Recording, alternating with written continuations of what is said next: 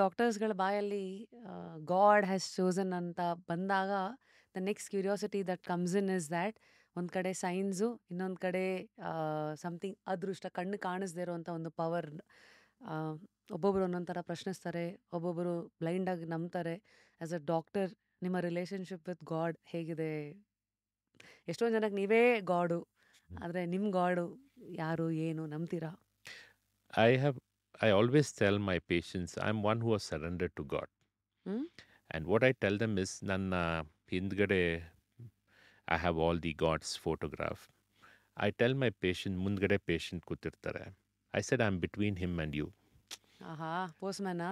I'm just the postman. So I have surrendered. So you also surrender to God in all forms. When you surrender to God, then you can only get his whatever is. God never C ನಾವು ನಮಗೆ ಕೆಲವೆಲ್ಲ ಕತೆಗಳಲ್ಲಿ ಶಾಪ ಅದು ಇದು ದೇವ್ರಿಗೆ ಏನೂ ಮಾಡಲ್ಲ. According to me the God is all about love.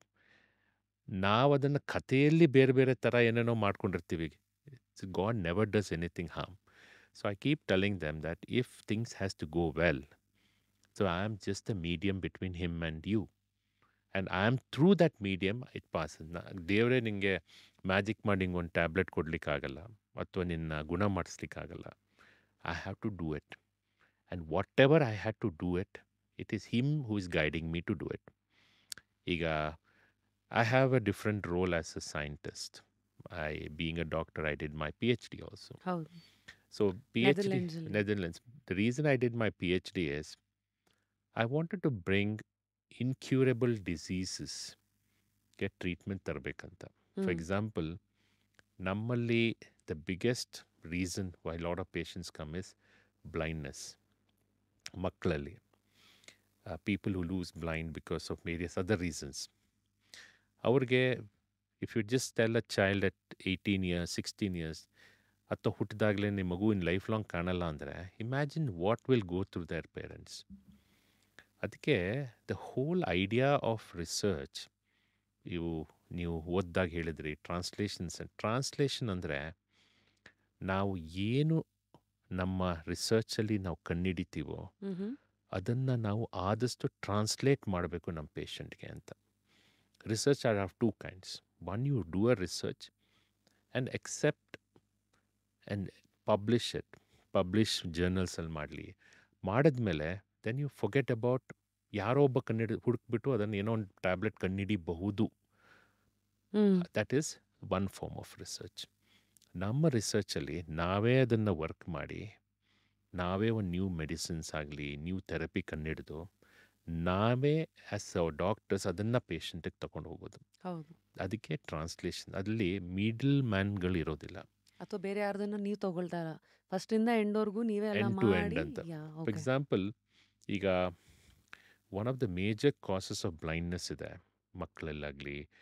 ಅದರಲ್ಲಿ children just go blind, people ಗೋ blind, retinal conditions, heredity, night blindness ಇದ್ದಾವೆ. ಸೊ ನಾವೇನು ಮಾಡ್ತೀವಿ, ಆ ನೈಟ್ ಬ್ಲೈಂಡ್ನೆಸ್ನ ಕ್ಯೂರ್ ಮಾಡಲಿಕ್ಕೆ ಟ್ಯಾಬ್ಲೆಟಿಂದ ಆಗಲ್ಲ. ಅದರಲ್ಲಿ we have to look through how you correct your genes. ನಾವು ಜೆನೆಟಿಕ್ಸ್ ಅಂತ ಹೇಳ್ತೀವಿ. ನಾವು ನೋಡೋ ರೀತಿ, ನಾವು ಮಾತಾಡೋ ರೀತಿ ನಮ್ಮ ಪೂರ್ವಜರಿಂದ ನಾವು ಬಂದಿರುವಂಥದ್ದು. ಆ ಜೆನೆಟಿಕ್ಸಲ್ಲಿ ಡಿಫೆಕ್ಟ್ ಬಂದಲ್ಲಿ we have to correct it.